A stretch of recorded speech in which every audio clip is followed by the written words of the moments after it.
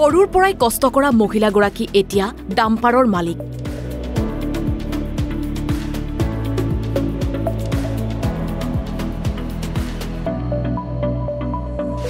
নিজে ডাম্পাৰ চলাই কঢ়িয়াই শিলবালি।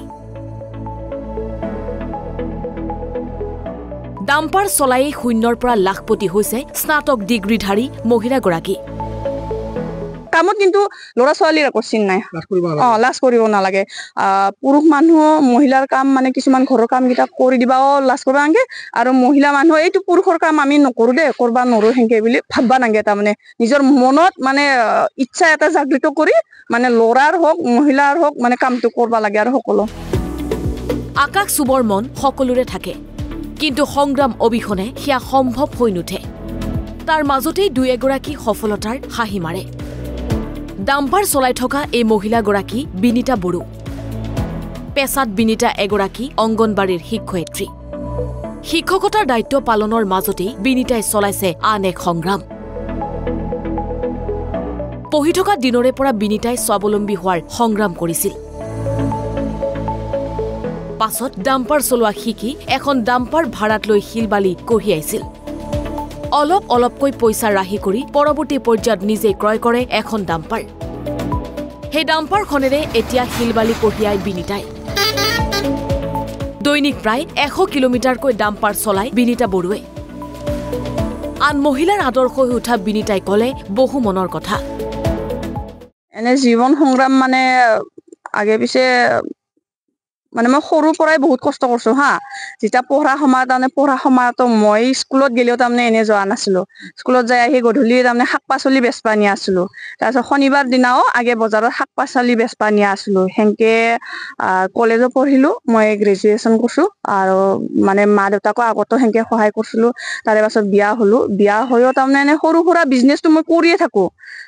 বিয়া হোৱা 13-14 বছৰ মান পাছত মানে সকলোকে বিজনেছ কৰা দেখা পালো। মালিকো কৰি আছিল বিজনেছ।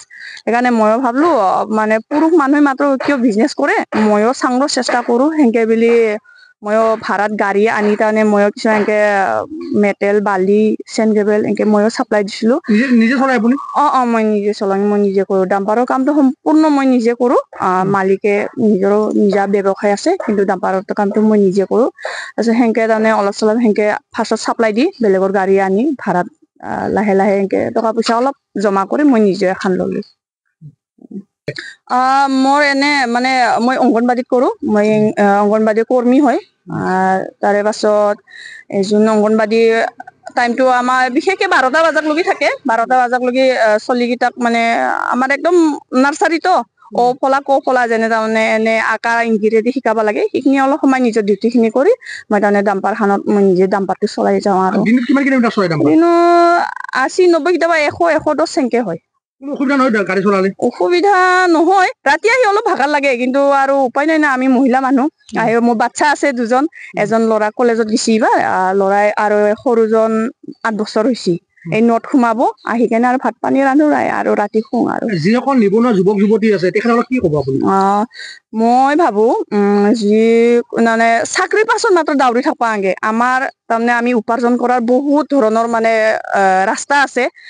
এতিয়া ময়ে যেনে নিজে আগে কষ্ট কৰি কৰি মানে আনৰ গাড়ী ভাড়া আনি যেনেকে চলাই এটকা দুটকাকে কমাই মানে জমা কৰি কেনে যেনেকে ডাম্পাৰটো লৈছো, সিহঁত ল'ৰা সকলেও ল'ব পাৰিব বা ছোৱালী কেইটাও ল'ব পাৰিব। কামত কিন্তু ল'ৰা ছোৱালীৰ একো চিন নাই, লাজ কৰিব নালাগে। পুৰুষ মানুহ মহিলাৰ কাম মানে কিছুমান ঘৰৰ কাম কেইটা কৰি দিবাও লাজ কৰিব নালাগে, আৰু মহিলা মানুহ এইটো পুৰুষৰ কাম আমি নকৰো দে, কৰবা নৰো সেনেকে বুলি ভাববা নালাগে। তাৰমানে নিজৰ মনত মানে ইচ্ছা এটা জাগৃত কৰি মানে ল'ৰাৰ হওক মহিলাৰ হওক মানে কামটো কৰবা লাগে। আৰু সকলো আপুনি যিহেতু 80 কিলোমিটাৰ 100 কিলোমিটাৰ ডাম্পাৰ চলাই দিনটো, আপোনাৰ হাজবেণ্ডে কিবা কয় নেকি? হাজবেণ্ডৰ ফালৰ পৰা মানে কেতিয়াবা এনে এইটোতো আৰু সংসাৰত আৰু হয়ে না, মানে কি গিৰাক ঘৈণাকৰ কাজিয়াটো মানে এই কি কয় খেৰৰ জুই না কি সেনেকে কয় না, সেই কেতিয়াবা হয়। তাৰমানে খাৱলাটো কেতিয়াবা টাইমত দিবা নাপাওঁ না, ডাম্পাৰত উঠি গেলি আহাতে বেছিকে লেট হয়। মালিকে বিশেষকে তাৰমানে ভাত আঞ্জা সেনেকে নিজে বনাবা নাজনে। ল'ৰাটো আছে, ল'ৰাটো বনাই, কিন্তু ল'ৰাটো আৰু সদায় বনাবা নৰে না।